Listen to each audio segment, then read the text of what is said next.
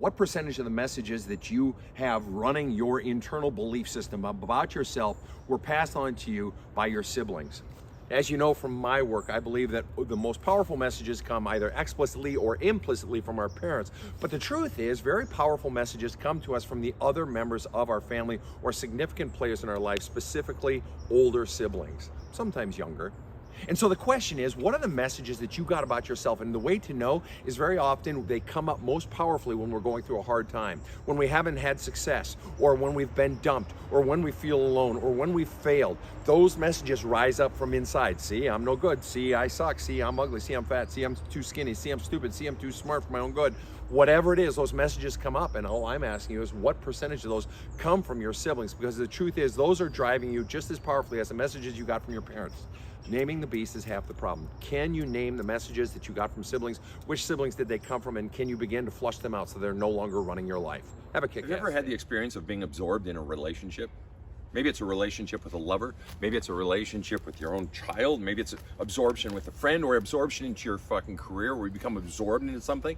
I had a very dear friend. He said, Sven, I gave up my fucking 30s for my company, right? He made a fuck ton of money. He said, but Sven, I lost the marriage and I never had fucking kids. I lost my 30s. I gave it up because I was so absorbed. It becomes so much a part of your identity. Oh, my child is my whole world to me. Oh, this lover. And what happens is when we finally realize that when the pain of giving up everything for something gets so bad and we finally get out of it, in a year or 2 or 3 years down the road, we become fearful of that. We process the pain out of it, but become fearful of becoming absorbed again.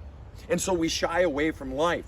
And maybe we won't ever get absorbed, but you're not just shying away from absorption, you're shying away from engagement, from actually maybe having a healthy relationship. So where in your life are you living in fear of becoming absorbed again and losing your identity?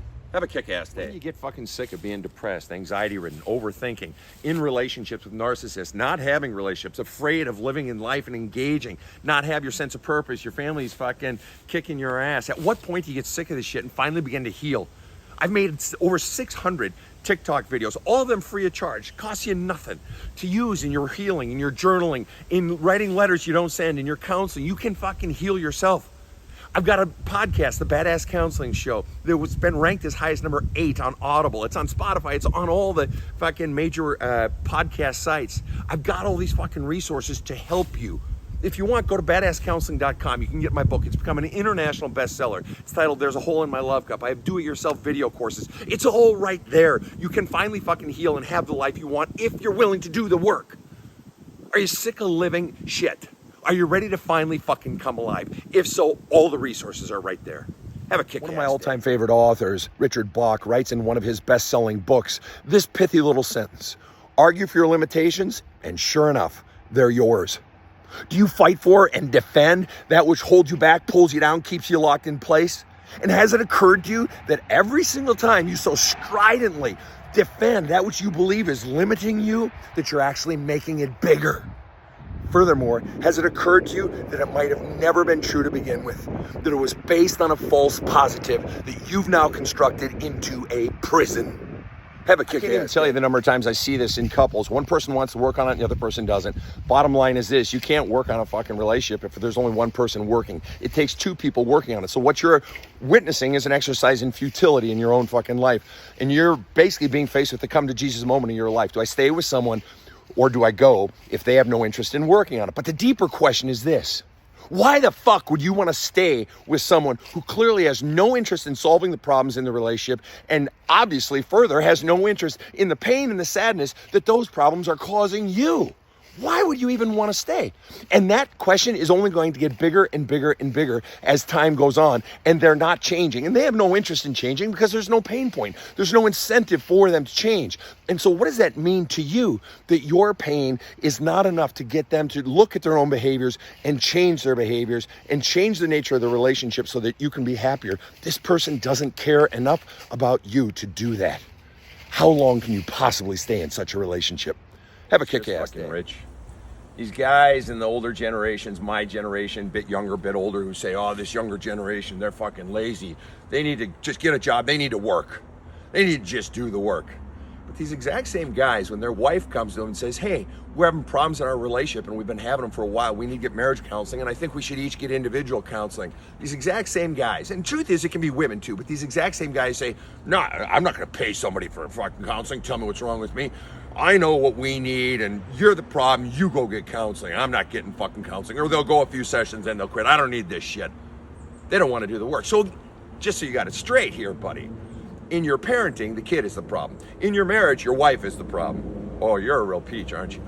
I bet when you played team sports, if you played team sports, that when the team lost, you were the guy saying, oh, the other team cheated, the refs had it in for us, the guys on my team didn't do their job, and my knee was hurting, that's why I didn't do well. Yeah, do the work. Take your do the work and shove it up your ass. How about doing the work in your parenting, and how about doing the work in your marriage and accepting that you're part of the fucking problem? Are you in some kind of relationship with someone who's causing you pain? It can be abuse, or it can be some form of pain that they are causing you.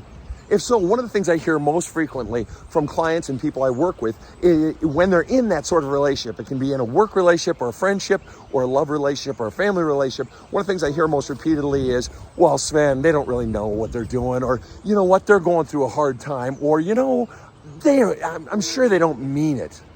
So they're basically excusing this person causing pain to them, giving these sorts of excuses. And my response is always, really? They treat their boss the way they treat you? It's like, no, of course. Or does she say these sorts of things to her own mother? No, of course not, because she knows her mother would rage on her. Or he knows his boss would fire him. Exactly. So in other words, you have just confirmed for me that this person, by not treating other people this way, this person knows that their behavior is wrong. They know it, and they're choosing it anyway. They have the ability to turn it on and turn it off as well. So it doesn't matter how hard a fucking time they're going through, they still have the ability to turn it off. That means they are knowingly and willfully engaging in harming you. That is called malice. They clearly don't give a shit about you, but do care about how they treat others. Are you okay with that? Have a kick-ass day. The Badass Counseling Show. Y'all, that shit is badass. That fool knows what he's doing. I just went and listened to his generational trauma episode, newest episode. Listened to it on Spotify. I couldn't get up. I couldn't turn it off.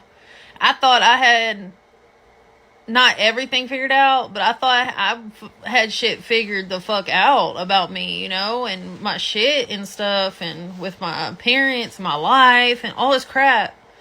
Y'all, I'm not fucking playing with you.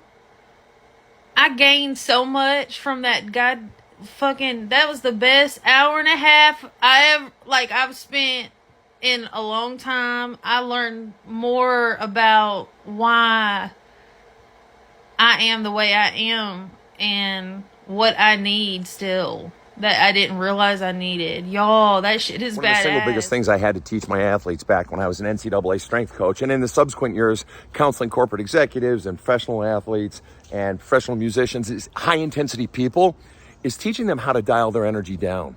Not that it should always stay down, but they didn't have control of their energy. It's like their energy just controlled them. They were always in beast mode.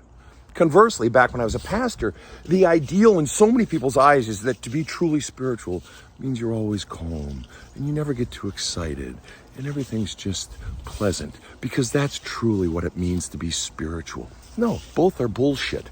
To be spiritual means connected to your own spirit. And part of being human is that there are times when you have to be in warrior mode, and there are times when you just need to be present and be able to throttle it back and listen and absorb rather than always attacking. And what stands in the way of a person actually controlling their own energy is all the pain, fear, and bullshit beliefs they've been taught about themselves that are packed down on top of it, including that it's not okay to be high energy or it's not okay to be calm. So until you address that core shit inside, you are not living your authentic energy that is different in different situations. Your energy is controlling you rather than you are in control of your energy, your intensity, your drive, your calm, and your ability to be present. So when do you start actually doing the fucking work?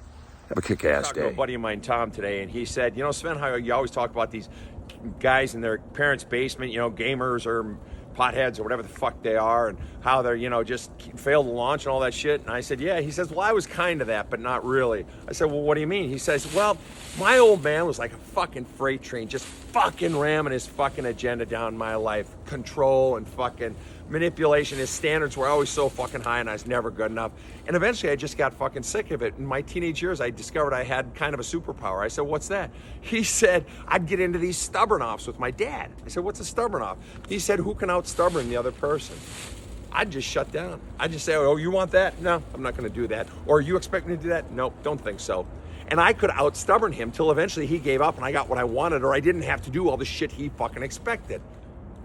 Has it occurred to you that that kid in your basement is engaged in a stubborn off with you? How little control does a person have over their own life? How much control have they had stolen from them that the only thing they have the power to do is say no?